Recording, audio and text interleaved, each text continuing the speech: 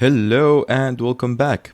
My name is Mohammed Hassan Bannour and I'm going to be your instructor for this lesson. This is part 2 of our two-part series on GT. In the first part, we discovered what GT is. We discovered what the kind of functionalities that allows us to manipulate the structure of the GT table. And in this lesson, we will delve into customizing aesthetically the table itself. So, let's delve in.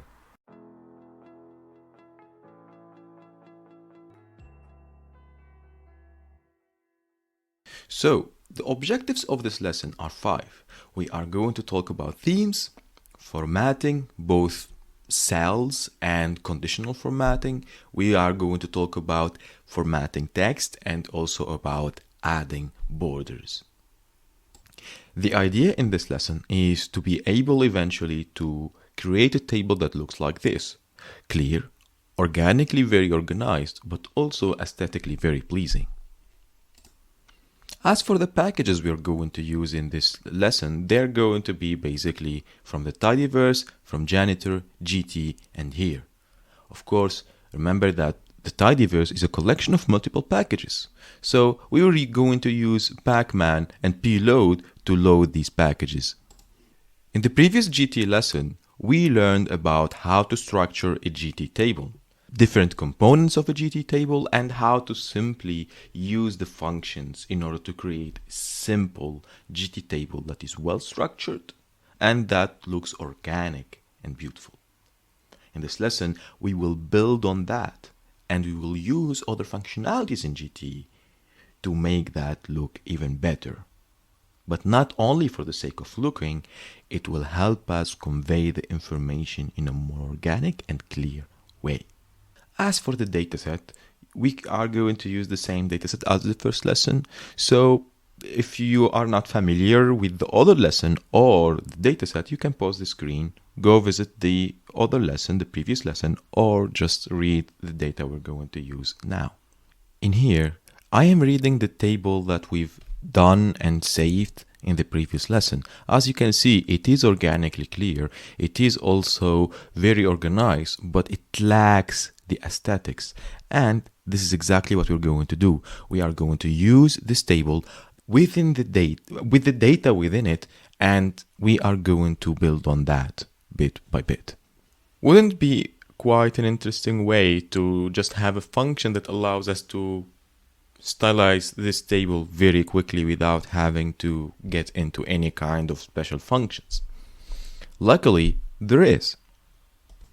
In fact, within the GT functions, there's a function that is called opt stylize, which is basically a function that allows us to access the built-in themes within GT. And one way to do this is by using this function and specifying two arguments: the style argument, and in our case we'll choose style number 1 because it fits the purposes of this lesson very well, and cayenne because it's not and then the color, and we pass cayenne to this color argument because I like cayenne. It's very calm and it's just a beautiful color.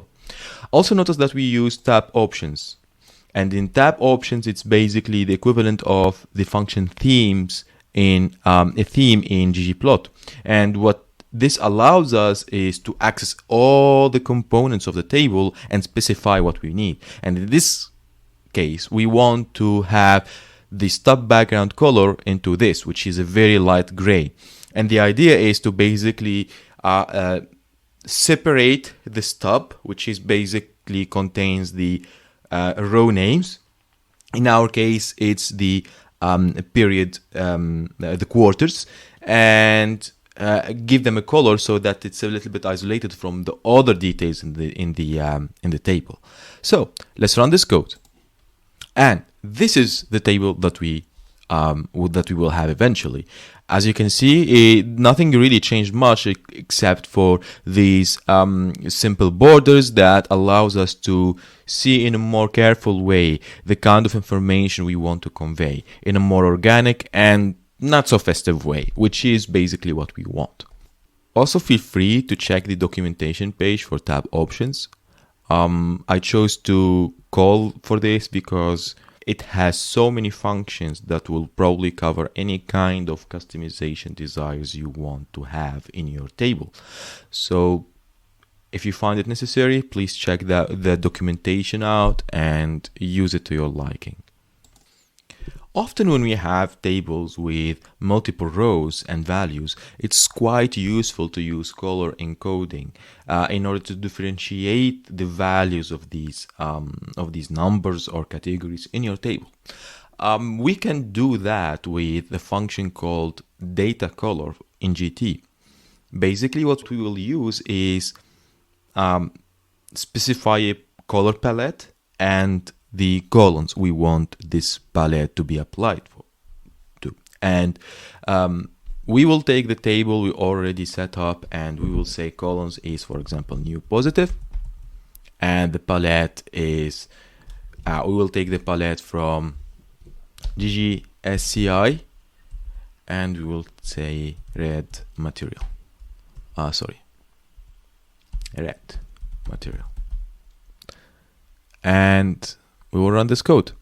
Oh, sorry, I forgot the comma. Let's run again. And here you go. As you can see, in the new positive column, which is this one, we have a red palette, a red color encoding that happened automatically to the values. And this is quite useful, especially when we're dealing with a lot more rows than what we have here. Also, please note that GGSCI is a package that provides us with multiple color palettes. We figured that for the sake of this lesson, red material and green material are very convenient and very easy to access. So basically, what you can do is to download this package and use it as it is. But keep in mind that you can use any kind of combination or color combination or palette you are comfortable with. Also, similarly to the previous, to the new positive column, we can also do the same thing for previous negative column, and we will apply this time a green color palette, and from the GGSCI we will call the green material palette. Also notice that we use quotes between the package and the color we're going to use, and this is a normal way to deal with palettes from GT, because they are supposed to be in the form of character chain, and this is just perfect. So if we run this code, what we'll end up with is the new positive and the previous negative being colorly encoded. For the new positive, we'll have red palette. For the previous negative, we'll have a green palette, and this allows us to simply see the information in a more clear and organic way. Now we can just go on and create and apply this palette for all the other columns, like in here. Now, if we combine those two code chunks, basically the first one is data color for every column that ends with positive. It's a positive HIV case, so it should be in red as a warning. And we will use the GGSCI red material palette for that. So columns that ends with positive, assign a red palette for that. And then another data color combination where we say every column that ends with negative, so new negative, previous negative, will have the palette from green material. So it's a green combination of colors. And if we run this code, we'll end up with a table with all the columns already encoded, either in green or in red, like this. And this is quite a quick way to do color encoding. It's easy, it's simple, and it just renders the table way more interesting and comprehensible. Notice that we used the ends with function to select what kind of columns we want in the data color function of GT. This is to note that ends with is not the only function that behaves in that way. There's an entire list of functions in the tidy select list that allows us to select functions that starts with, ends with, that matches specific pattern. I invite you to check the documentations online and also the appendix of this lesson for more information on that, because we already used these functionalities and we will keep using them as useful as they are. Now, what if we want to configure our table in a way that allows us to change the style of some specific cells conditionally? We can do that in GT, and we can use the tab style function to achieve just that. This tab style will have two main arguments, the style argument and the location argument. For the style argument, we will specify that we want to change the text of the cells we are going to target, and for the location we'll tell the function that we are going to use the body cells of the table. Those are the interaction, the intersection between the cells and the rows and the columns, which are basically the main body of cells. The aim is to basically highlight the values that are superior than a threshold. In our case, we'll choose 15,700 and color that in green, for example. What if you want to highlight specific values according to the threshold? Let's say, for example, we want to highlight the values in previous positive as in red if they exceed the value 15,700.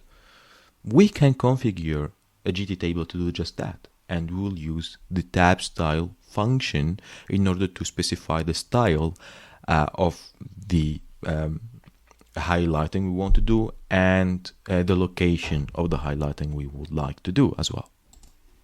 So we know that the tab style function will have two arguments in our case, the style and the location. So how do we specify what kind of highlighting we want? Well, we start by the style and we specify that we want to target the text of the cells that we will locate later. And in here we will say that we want the color to be red. Okay, put red as a quoted argument. And then all the magic happens in the locations argument, where we will say locate these highlights in the cell's body, which is basically the collection of the intersection between rows and columns. And that's the cell's body, the table's body, the cells that are the body of the table. And then in this function we say, for the columns, we want the column previous positive. And now pay attention, this is all the magic. And for the rows, we say rows equals previous positive superior or equal to 15,700. This is all you need to do. It's quite weird and not straightforward, but it is quite simple also. You just specify the kind of formatting you want. I want to make the color of the text red. Where? In the cell's body, for the column previous positive. How? When the previous positive column, any value in the column previous positive is superior to 15,700. Let's run the code. And here we go. Values that are superior to 15,700 are colored in red in the previous positive column. Incredible, very easy to use, very simple, amazing.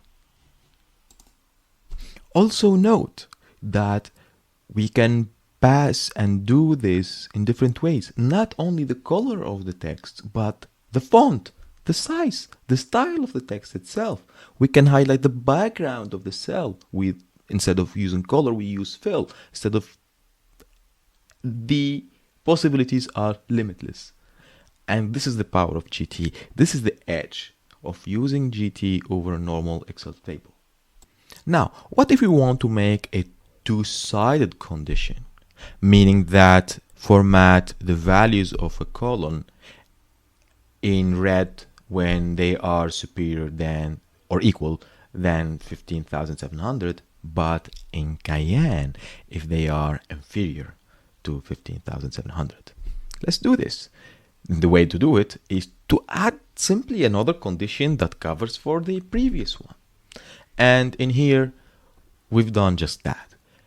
We are choosing the color cayenne that targets the text in each location of the table where there is a body and where the column is previous positive. And now we choose the rows, and the rows is where we implement our condition, and that's like this: previous positive, inferior strictly to 15,700, because the equal was in the previous condition, so it just makes sense. Positive. Sorry guys, let's do this again. Once we're on the table, we end up having this conditional formatting. It's powerful, it's simple, it's easy to use, and reproducible.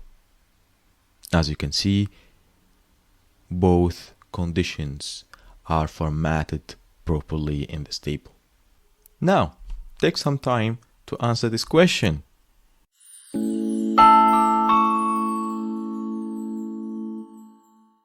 Bravo, but let's do another question. This one is quite challenging. Take your time.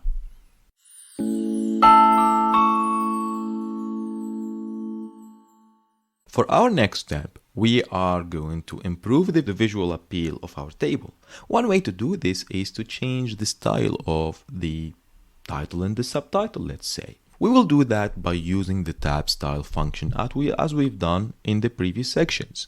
The idea is to change the font of the title and the subtitle and the color to the Iannone font from Google Fonts. Using Google Font is very, very useful because it allows us to disregard the boring, limited list of Excel, let's say.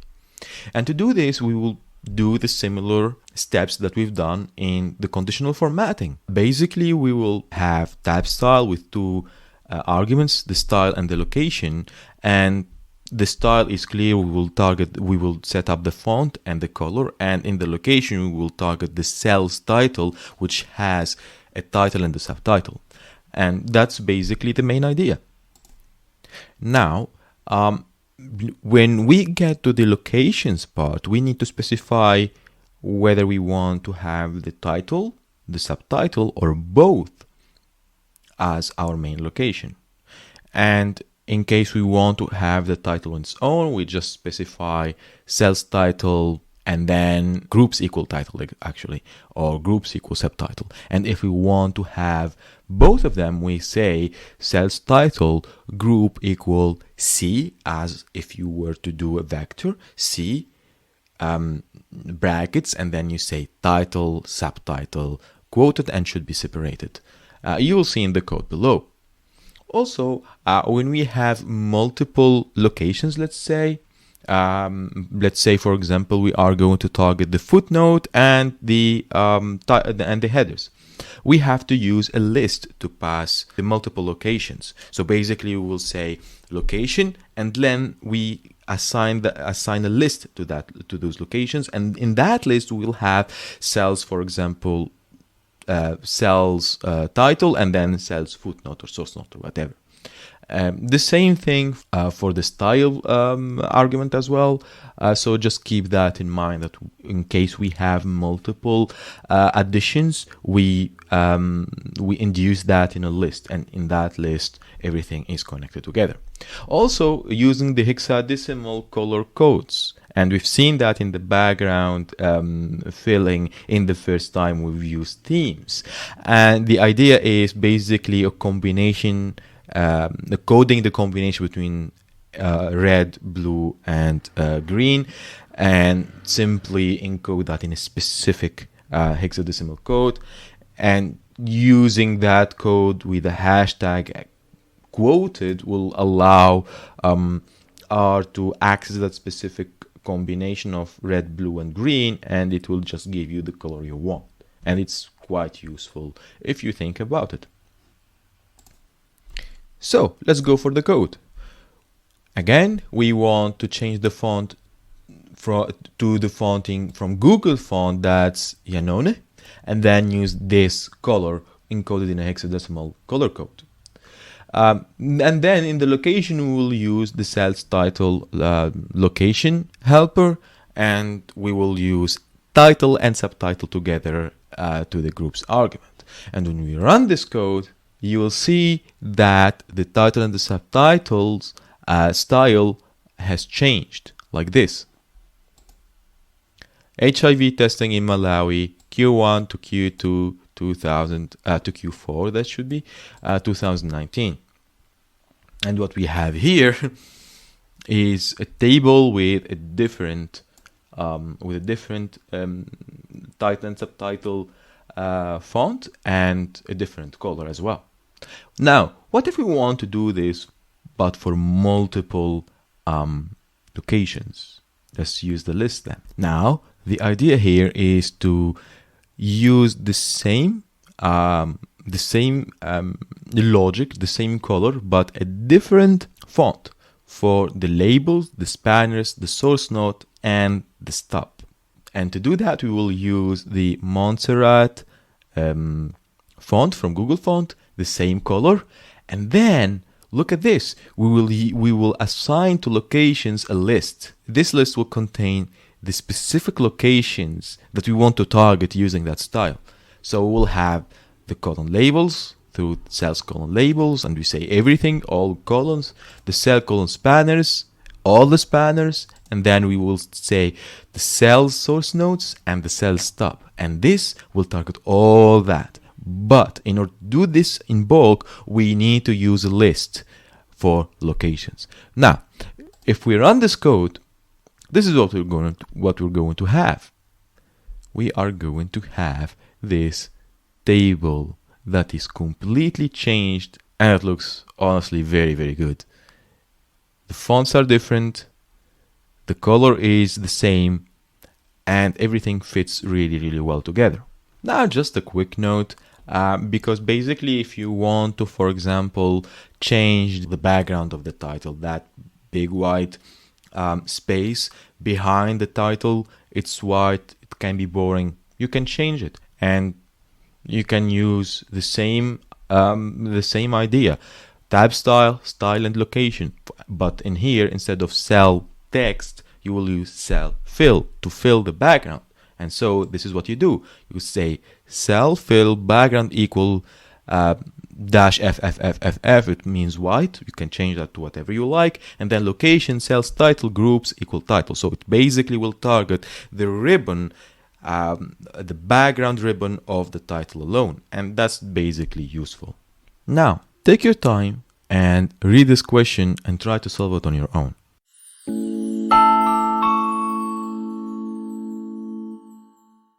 Now, what if you want to draw some borders in our table? It's feasible using GT, and the way to do it is, again, using tab style function to specify the style and locate where we want the style to happen. And the only difference is, instead of cell text or cell fill or whatever, in the style we will use cell borders, and we will use the column locations as the location for our borders, and we can do it like this. Now, let's add a vertical line. And one way to do it is to basically just use cell borders and just decide what kind of reference we are going to have. In our case, we are going to tell GT to use the location references on our left. So let's add a vertical line.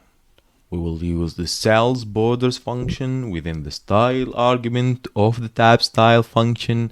And basically what we're going to say is, make these changes to the left side of the column location.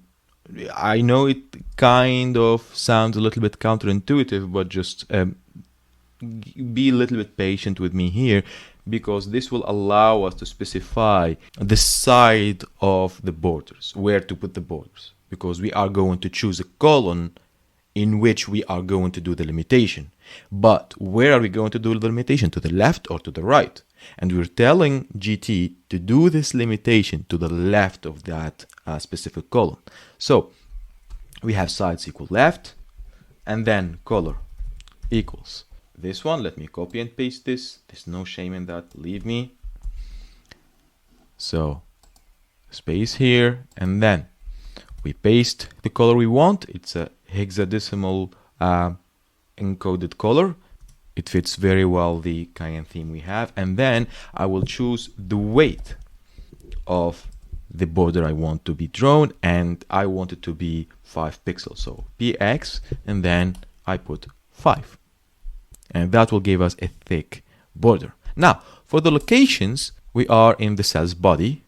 And in the cell's body, we will tell GT to draw this border on the column new positive, which is the first column after the stub, which is period. So we have period, new positive, new negative, and then the rest of the columns.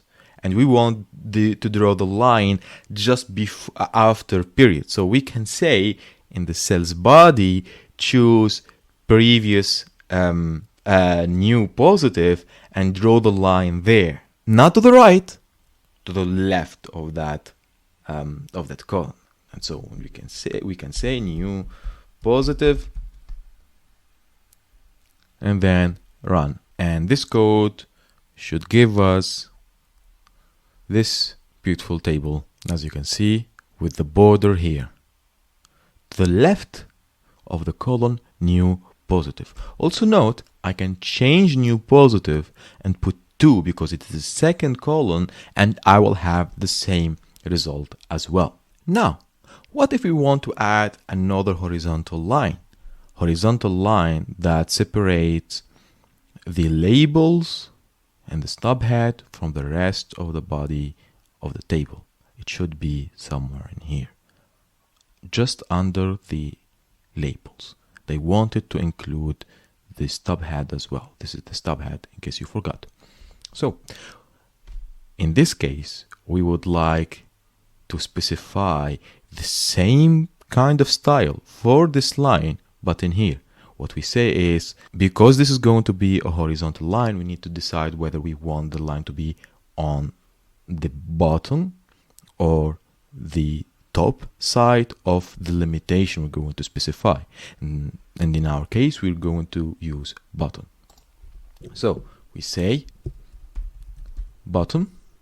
I want the line to the bottom of the location I'm going to provide, and in the location I'm going to specify list, because I am going to specify that I want that line to be for all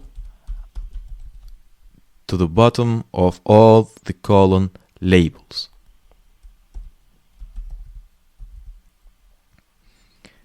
And I will say columns equals everything. And then I will also add cells stub head, so that it doesn't stop when the labels stop, but also goes as under the stub head as well. And now when I run this code, I will have to have, oh, sorry guys, I made a mistake. I added an extra S in here. I forgot the brackets. Do not forget the brackets. Now it should run smoothly. Now, we can see that not only now that we have a vertical line, we have a horizontal line that goes to the bottom of the column labels, but also to the bottom of the stub head. And this is exactly the power of GT. It does exactly what you want it to do. And it is very, very powerful because it gives you limitless control to the kind of visualization that you want to convey. And for our case, this is exactly what we wanted to do. Now, I invite you to take some time to answer this question.